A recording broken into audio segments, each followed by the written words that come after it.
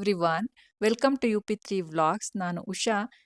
ನಾವು ತುಂಬ ಚೆನ್ನಾಗಿರ್ಲಿ ಅಂತ ದೇವರಲ್ಲಿ ಕೇಳ್ಕೊಳ್ತೀನಿ. ಈ ಮನೆನ ಫಸ್ಟ್ ಟೈಮು ನಿಮ್ಮ ಜೊತೆಗೆ ನಾವು ಸಹ ನೋಡ್ತಾ ಇರೋದು. ಹೇಗಿದೆಯೋ ಹಾಗೆ ತೋರಿಸ್ತಾ ಇದ್ದೀನಿ ರಾ ಆಗಿ. ಇದು ನನ್ನ ಪ್ರೀವಿಯಸ್ ವ್ಲಾಗ್ನ ಕಂಟಿನ್ಯೂಯೇಷನ್ ಪಾರ್ಟ್. ಲಾಸ್ಟ್ ವಿಡಿಯೋನಲ್ಲಿ ನಾವು ಏರ್ಪೋರ್ಟ್ನಿಂದ ಮಾರ್ನಿಂಗ್ 8:10ಗೆ ಕ್ಯಾಬ್ನಲ್ಲಿ ಕುತ್ಕೊಂಡಿದ್ದು.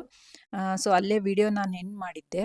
ನಂತರ ನಾವು 8:30 ಅಥವಾ 9 ಅಷ್ಟರಲ್ಲಿ PJC ರೀಚ್ ಆಗಿದ್ವಿ, ಅಂದರೆ ಪ್ರೆಸ್ಟೀಜ್ ಇಂದಾಲ್ ಸಿಟಿ. ಅಷ್ಟರಲ್ಲಿ ನಮ್ಮ ಹೌಸ್ ಓನರ್ ಸಹ ಬಂದಿದ್ರು. ಮನೆಗೆ ಬಂದು ಅಗ್ರಿಮೆಂಟ್ ಆಗಿ ಕೀಸ್ ಹ್ಯಾಂಡ್ ಓವರ್ ಮಾಡಿದ್ರು. ಓನರ್ ತುಂಬ ಒಳ್ಳೆ ಜನ, ಜೈಪುರ್ನವರು. ಅವರಿಗೆ ನಾವು ಇಷ್ಟು ಬೇಗ ಮನೆ ನೋಡೋದಕ್ಕೆ ಬರ್ತೀವಿ ಅಂತ ಗೊತ್ತಿರಲಿಲ್ವಂತೆ. ಸೊ ಮನೆ ಏನು ಕ್ಲೀನ್ ಮಾಡಿಸಿರಲಿಲ್ಲ. ಬಟ್ ನಾವು ಕಾಲ್ ಮಾಡಿನೇ ಬಂದಿದ್ದು ಬರ್ತೀವಿ ಅಂತ ಹೇಳಿಬಿಟ್ಟು. ಕಾರ್ಪೆಂಟ್ರಿ ವರ್ಕ್ ಮಾಡಿಸಿರೋದು, ಚಿಮ್ನಿ ಹಾಕ್ಸಿರೋದು, ವಾಶ್ರೂಮ್ಸ್ ಎಲ್ಲ ತುಂಬಾ ಕ್ಲಟರ್ಡ್ ಆ್ಯಂಡ್ ಡಸ್ಟಿಯಾಗಿತ್ತು. ಏನಂದರೆ ಒಟ್ಟು ಎಲ್ಲೂ ಕೂರ್ಲಿಕ್ಕಾಗೋದಿಲ್ಲ, ನಿಲ್ಲಿಕ್ಕಾಗೋಲ್ಲ ಅನ್ನೋ ಥರ ಅನ್ನಿಸ್ತಿತ್ತು. ನಾನಂತೂ ಹ್ಯಾಂಡ್ ಬ್ಯಾಗ್ ಕೈಲೇ ಹಿಡ್ಕೊಂಡೇ ಇದೆಲ್ಲ ವಿಡಿಯೋ ಶೂಟ್ ಮಾಡಿರೋದು. ಬಟ್ ಓನರ್ ಹೇಳಿದರು ನಾನೇ ಕ್ಲೀನ್ ಮಾಡಿಸಿ ಕೊಡ್ತೀನಿ ಅಂತ. ಹಾಗೆ ಟ್ರೈ ಸಹ ಮಾಡ್ತಾಯಿದ್ರು, ಅದು ನೋ ಬ್ರೋಕರ್ ಆ್ಯಪ್ನಲ್ಲಿ ಕ್ಲೀನಿಂಗ್ ಟೀಮ್ಗೆ. ಹಸ್ಬೆಂಡ್ ಸಹ ಟ್ರೈ ಮಾಡ್ತಾಯಿದ್ರು. ಬಟ್ ಎಲ್ಲ ಸ್ಲಾಟ್ ಬುಕ್ ಆಗಿಬಿಟ್ಟಿತ್ತು. ನಮಗೆ ಅದೇ ದಿನಕ್ಕೆ ಬೇಕಿತ್ತು, ಯಾಕೆಂದರೆ ನಾವು ನೆಕ್ಸ್ಟ್ ಡೇ ಮತ್ತೆ ಮಂಗಳೂರಿಗೆ ಹೋಗಬೇಕಿತ್ತಲ್ಲ. ಸೊ ಈ ಒನ್ ಡೇ ಸ್ಟೇ ಮಾಡೋದಷ್ಟೇ ಅಂತ ಅಂದ್ಕೊಂಡಿದ್ದಿದ್ದು. ಸೊ ಅಲ್ಲಿ ಎಷ್ಟು ಹುಡುಕಿದ್ರು ಸಿಕ್ಕಲಿಲ್ವಲ್ಲ. ಸೊ ಓನರ್ಗೆ ಒಬ್ಬರು ನೋ ಬ್ರೋಕರ್ನಲ್ಲಿ ಗೊತ್ತಿರೋರು ಇದ್ರಂತೆ. ಅವರಿಗೆ ಕಾಲ್ ಮಾಡಿ ಕೇಳಿದಾಗ ಅವರು ನಮ್ಮ ಜನ ಅಲ್ಲೇ, ಅಂದರೆ PJCಲೇ ಕ್ಲೀನಿಂಗ್ ವರ್ಕ್ ಮಾಡ್ತಿದ್ದಾರೆ ನೋಡಿ, ಅಲ್ಲಿ ವರ್ಕ್ ಕಂಪ್ಲೀಟ್ ಆದಮೇಲೆ ನಿಮ್ಮ ಕೆಲಸಕ್ಕೆ ಕರೀರಿ ಅಂತ ಹೇಳಿದ್ರಂತೆ. ಸೊ ಓನರ್ ಅವರೆಲ್ಲಿದ್ದಾರೆ ಅಂತ ಪತ್ತೆ ಮಾಡಿ ಇಲ್ಲಿ ಬರಲಿಕ್ಕೆ ಹೇಳಿದರು. ನಂತರ ಅವರು ನಮಗೆ ಗುಡ್ ಬೈ ಹೇಳಿ ಹೊರಟರು. ನಂತರ ನಾವು ಸಹ ನೋ ಬ್ರೋಕರ್ ಜನ ಇರೋ ಫ್ಲ್ಯಾಟ್ಗೆ ಹೋಗಿ, ಅದು ಹತ್ತಿರದಲ್ಲೇ ಇತ್ತು, ಅಂದರೆ ನಮ್ಮ ಫ್ಲೋರ್ನಲ್ಲೇ ಇತ್ತದು. ಸೊ ಮತ್ತೊಂದು ಸರಿ ಅವರು ಬರ್ತಾರೆ ಅನ್ನೋದು ಕನ್ಫರ್ಮ್ ಮಾಡಿಕೊಂಡು ಹೊರಟ್ವಿ. ಎಲ್ಲಿಗೆ ಅಂದರೆ PJC ಆಫೀಸ್ನಲ್ಲಿ ಸ್ವಲ್ಪ ಕೆಲಸ ಇತ್ತು. ಏನಂದರೆ ನಾವು ಪ್ರೆಸ್ಟೀಜ್ ಜಿಂದಾಲ್ ಸಿಟಿ ಒಳಗೆ ಮೂವ್ ಇನ್ ಆಗೋದಕ್ಕೆ ಪರ್ಮಿಷನ್ ತಗೋಬೇಕಿತ್ತು.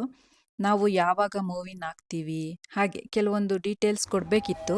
ಅಗ್ರಿಮೆಂಟ್ ಕಾಪಿ, ಕೆಲವೊಂದು ಫಾರ್ಮಾಲಿಟೀಸ್, ಓನರಿಂದ ಮೇಲ್ ಬರಬೇಕು, ನಮ್ಮ ಟೆನೆಂಟ್ ಮೂವ್ ಇನ್ ಆಗೋದಕ್ಕೆ ಪರ್ಮಿಷನ್ ಕೊಡಿ, ಈ ತರಹದ್ದೆಲ್ಲ. ಸೊ ಅದಕ್ಕೆ ನಾವು ಹೋಗಬೇಕಿತ್ತು. ಆ್ಯಂಡ್ ಇನ್ನೊಂದೇನೆಂದರೆ ನಾವು ಮೂವ್ ಇನ್ ಆಗೋದಕ್ಕೆ 5000 ರುಪೀಸ್ ಸಹ ಕೊಡಬೇಕಾಗತ್ತೆ. ಅದು ನಾನ್ ರಿಫಂಡೆಬಲ್. ಈಗ ನಾವು ಇಲ್ಲಿ ಇರ್ತೀವಿ ಅಂದರೆ ಇಲ್ಲಿದೆಲ್ಲ ಅಮ್ಯುನಿಟೀಸ್ ಯೂಸ್ ಮಾಡ್ತೀವಲ್ವಾ, ಅದಕ್ಕೆ. ಈ ಬಿಲ್ಡಿಂಗ್ನಲ್ಲೇ ನಮ್ಮ ಮನೆ ಇರೋದು.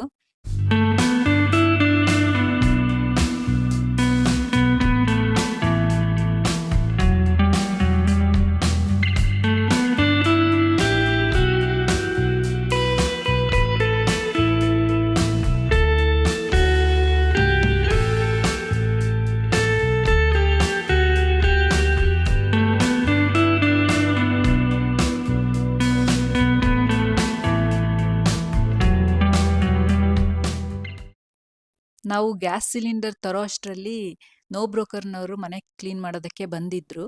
ಅವರು 3 ಜನ ಇದ್ದರು.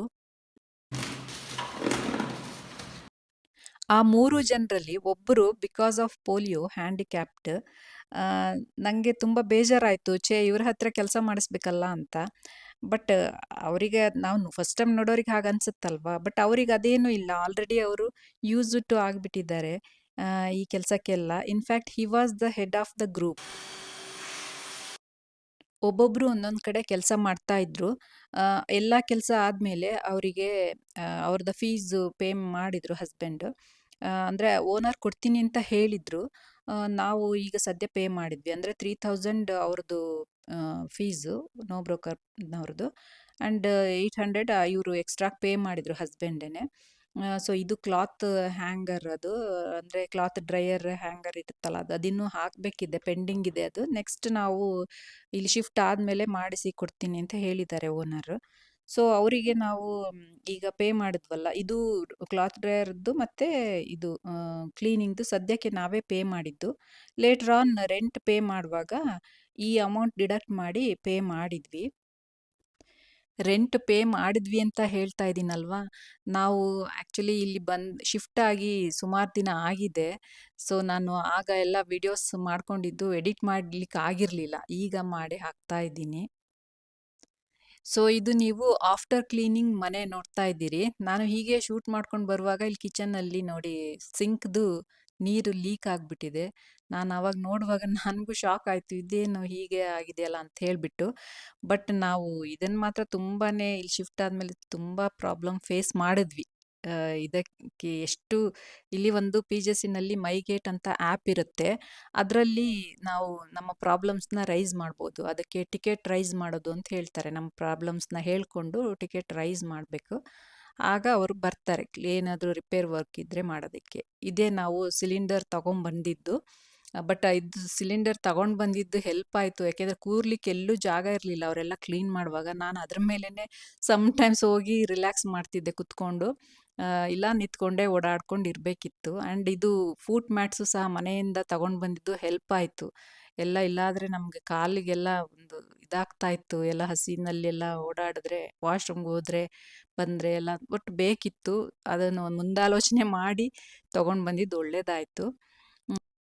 ಎಲ್ಲ ರೂಮ್ಸ್‌ನಲ್ಲೂ ಈ ರೀತಿ ಡೋರ್ ಬ್ಯಾಕ್ ಹ್ಯಾಂಗರ್ಸ್ ಕೊಟ್ಟಿದ್ದಾರೆ. ಮತ್ತು ವಾಶ್‌ರೂಮ್‌ನಲ್ಲೂ ಅಷ್ಟೇನೆ ಡೋರ್ ಬ್ಯಾಕ್ ಹ್ಯಾಂಗರ್ ಕೊಟ್ಟಿದ್ದಾರೆ. ಸೊ, ನಾನು ಹೇಳಿದ್ನಲ್ಲ ಅಲ್ಲಿ ಕಿಚನಲ್ಲಿ ನೀರು ಲೀಕ್ ಆಗ್ತಿತ್ತಲ್ಲ ಅದು.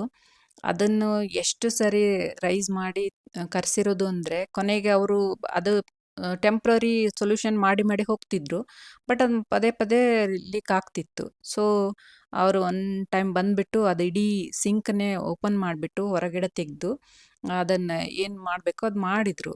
ಬಟ್ ಸ್ಟಿಲ್ ಅದೆಲ್ಲ ಮಾಡೋದ್ಮೇಲೂನು ಅಲ್ಲಿ ಮತ್ತೆ ಲೀಕ್ ಆಗೋಕ್ಕೆ ಶುರುವಾಯಿತು. ಆಗ ಅವರು ಮತ್ತೆ ಬಂದು ಅದರದ್ದು ಪ್ರಾಬ್ಲಮ್ ಮೇಲ್ಗಡೆ ಏನೋ ಅದು ಗ್ಲೂ ಟೈಪ್ ಟ್ರಾನ್ಸ್ಪರೆಂಟ್‌ದು ನೋಡಿ ಟೈಮ್ ಆಲ್ರೆಡಿ ಎಷ್ಟಾಗಿದೆ ಅಂತ 5:23 ಆಗಿದೆ ಈವ್ನಿಂಗ್. ಸೊ, ಅದು ಗ್ಲೂ ಟೈಪ್ ಏನೋ ಒಂದು ಹಾಕಿದ್ರು. ಬಟ್ ಅದು ಅಗ್ಲಿಯಾಗಿ ಕಾಣುತ್ತೆ ಇವಾಗಂತೂ. ಅದನ್ನು ಜೋರಾಗಿ ಉಜ್ಜಿದ್ರೂ ಕಷ್ಟ ಮತ್ತೆ ಹೋಗ್ಬಿಟ್ರೆ ಅಂತ ಹೇಳಿ. ಸೊ, ಅದನ್ನು ಹಾಗೆ ಇಟ್ಕೋಬೇಕಾಗಿದೆ. ಅದನ್ನು ಲೀಕ್ ಆಗದೇ ಇರೋ ಹಾಗೆ ನೋಡ್ಕೋಬೇಕು ಅಂತಂದರೆ. ನೋಡಿ ಮೇಲಿನಿಂದ ಹೇಗೆ ಕಾಣ್ತಿದೆ ಅಲ್ವಾ? ಕೆಳಗಡೆ ಮನುಷ್ಯರೆಲ್ಲ ಎಷ್ಟು ಚಿಕ್ಕ ಚಿಕ್ಕದಾಗಿ ಕಾಣ್ತಿದ್ದಾರೆ. ಇದು 28th ಫ್ಲೋರು. ಇನ್ನು ನಮ್ಮ ಮೇಲೆ 2 ಫ್ಲೋರ್ ಇದೆ. 30 ಫ್ಲೋರ್ಸ್ ಇರೋದಿದು. ಸೊ, ಮೇಲಿನಿಂದ ನೋಡುವಾಗ ಫಸ್ಟ್ ಟೈಮ್ ನೋಡೋರಿಗೆ ಸ್ವಲ್ಪ ಭಯನೇ ಆಗುತ್ತೆ. ಬಟ್ ಆಮೇಲೆ ನೋಡ್ತಾ ನೋಡ್ತಾ ಖುಷಿ ಆಗುತ್ತೆ ನೋಡುವಾಗ.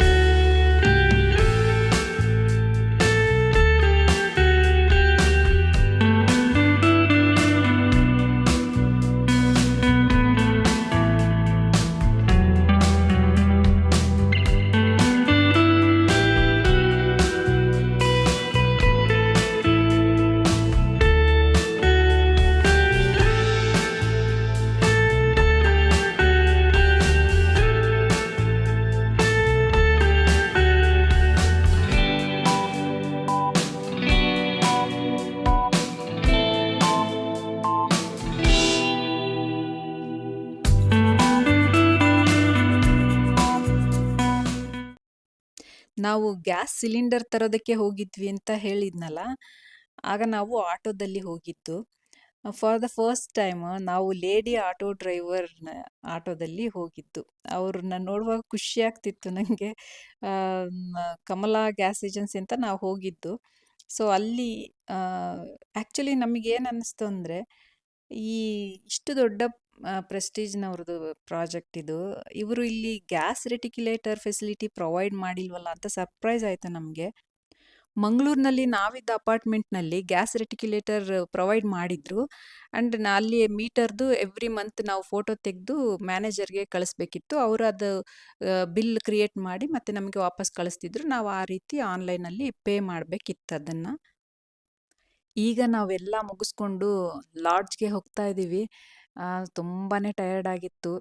ಎಲ್ಲ ಸಾಕಪ್ಪ ಹೋಗಿ ಫುಲ್ ರೆಸ್ಟ್ ಮಾಡಿಬಿಡೋಣ ಅಂತ ಅನ್ನಿಸಿತ್ತು.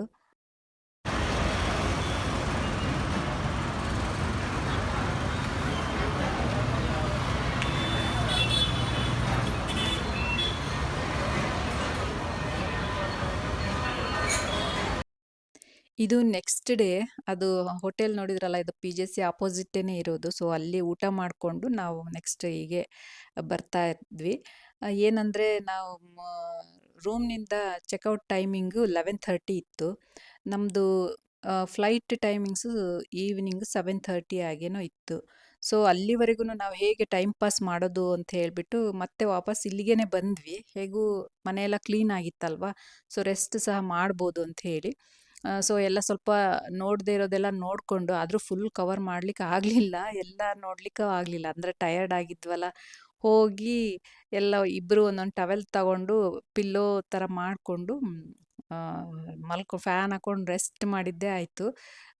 ನಮಗೂ ಇಲ್ಲಿ ವಾತಾವರಣ ಫಸ್ಟ್ ಟೈಮ್, ಮಂಗಳೂರಿನಿಂದ ಫಸ್ಟ್ ಟೈಮ್ ಬರೋರಿಗೆ ಬೆಂಗಳೂರು ಕ್ಲೈಮೇಟ್ ತುಂಬ ಚೆನ್ನಾಗಿ ಅನ್ಸುತ್ತಲ್ವಾ. ಎಷ್ಟು ಚೆನ್ನಾಗಿದೆ, ಕೂಲ್ ಆಗಿದೆ, ಕೂಲ್ ಬ್ರೀಸ್ ಅಂತ ಹೇಳ್ಕೊಂಡು ಹಸ್ಬೆಂಡ್ ಏನೋ ತಮಾಷೆ ಮಾಡ್ತಾ ಇದ್ರು.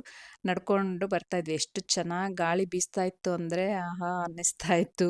ಮಂಗಳೂರಲ್ಲಿ ಈ ಥರ ಇರಬೇಕಪ್ಪ ಅಂತ ಅಂದ್ಕೊಳ್ತಾ ಇದ್ವಿ.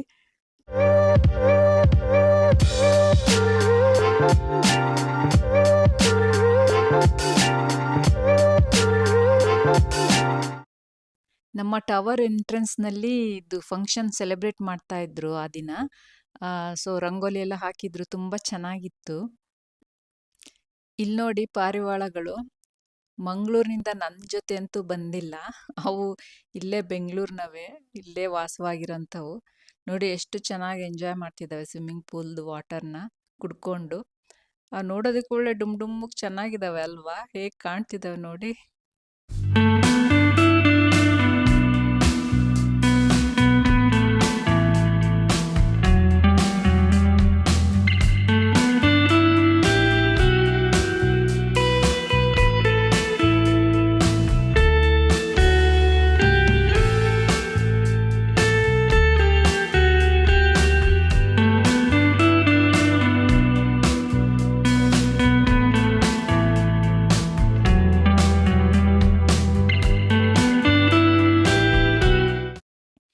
ಜಿಮ್ ನೋಡಿದ್ರಲ್ವಾ, ಮಕ್ಕಳಿಬ್ರು ಈಗ ಇಲ್ಲೇನೆ ಬರ್ತಾ ಇದ್ದಾರೆ.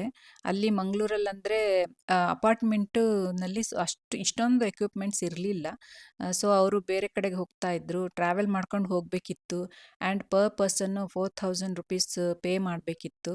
ಆ್ಯಂಡ್ ಟ್ರಾವೆಲ್ ಮಾಡಿ ಹೋಗಿ ಮಾಡಿಕೊಂಡು ಮತ್ತೆ ವಾಪಸ್ ಟ್ರಾವೆಲ್ ಮಾಡ್ಕೊಂಡು ಬರೋದು ಕಷ್ಟನೇ ಆಗ್ತಿತ್ತು. ಇಲ್ಲಿ ಅಂದರೆ ಈಸಿ ಇದೆ, ಎಲ್ಲ ಒಳಗಡೆನೇ ಇರೋದ್ರಿಂದ ತುಂಬ ಈಸಿ ಆಗಿದೆ ಅವರಿಗೆ. ಆ್ಯಂಡ್ ಇಲ್ಲಿ ಎಲ್ಲನೂ ಒಳಗಡೆನೇ ಇದೆ. ಆ್ಯಕ್ಚುಲಿ ನಾವೆಲ್ಲಿ ಏನಕ್ಕೂ ಹೊರಗೆ ಹೋಗೋ ನೆಸಿಟಿನೇ ಇಲ್ಲ. ಸೂಪರ್ ಮಾರ್ಕೆಟ್ ಇದೆ, ಮಿಲ್ಕ್ ಪಾರ್ಲರ್ ಇದೆ, ATM ಇದೆ, ಬೇಕರಿ, ರೆಸ್ಟೋರೆಂಟ್ ಇದೆ, ವೆಜಿಟೇಬಲ್ಲು ಫ್ಲವರ್ಸ್ದಿದೆ, ಜೆರಾಕ್ಸ್ ಸೆಂಟರ್ ಇದೆ, ಒಂದು ಕ್ಲಿನಿಕ್ ಸಹ ಇದೆ, ಡಾಕ್ಟ್ರು ಸಹ ಅವೈಲೇಬಲ್ ಇರ್ತಾರೆ. ಹಾಲಂತೂ free of cost door delivery ಮಾಡ್ತಾರೆ. ತುಂಬಾ ಚೆನ್ನಾಗಿದೆ. ನಾವೇನಕ್ಕೂ ಹೊರಗಡೆ ಹೋಗಬೇಕು ಅಂತ ಇಲ್ಲ. ಆ್ಯಂಡ್ ಫೋನ್ ಮಾಡಿ ಅಥವಾ ವಾಟ್ಸ್ಯಾಪ್ ಮೆಸೇಜ್ ಮಾಡಿದ್ರೂ ನಮಗೆ ಇಲ್ಲಿ ಗ್ರಾಸರಿ ಶಾಪ್ ಸಹ ಇದೆ, ಅದೇ ಸೂಪರ್ ಮಾರ್ಕೆಟ್ ಅಂತ ಹೇಳಿದ್ನಲ್ಲ, ಅವರು ಮನೆಗೆ ತಂದು ಕೊಟ್ಬಿಡ್ತಾರೆ. ಸೊ ಈಸಿ ಇದೆ ಇಲ್ಲೆಲ್ಲ. ಮಂಗಳೂರಿಗೆ ಹೋಗೋದಕ್ಕೆ ಟೈಮ್ ಆಯಿತು, ಈಗ ಏರ್ಪೋರ್ಟ್ಗೆ ಹೋಗ್ತಾ ಇದ್ದೀವಿ.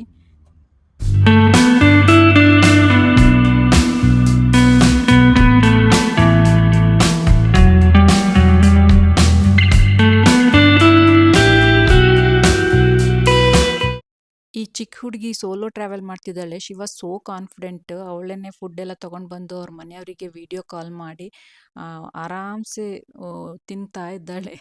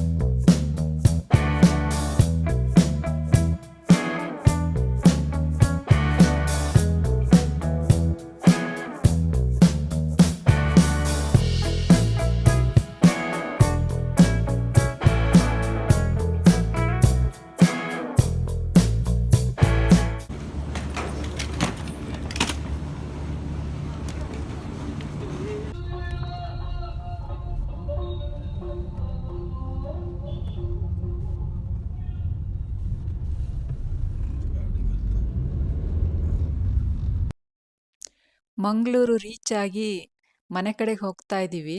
ಅಲ್ಲಿ ಒಂದು ಕಡೆ ಯಕ್ಷಗಾನ ನಡೀತಾ ಇತ್ತು. ಅಪಾರ್ಟ್ಮೆಂಟ್‌ಗೆ ಬಂದ್ವಿ. ಲಿಫ್ಟ್‌ಗೆ ವೆಯ್ಟ್ ಮಾಡ್ತಾ ಇದ್ದೀವಿ.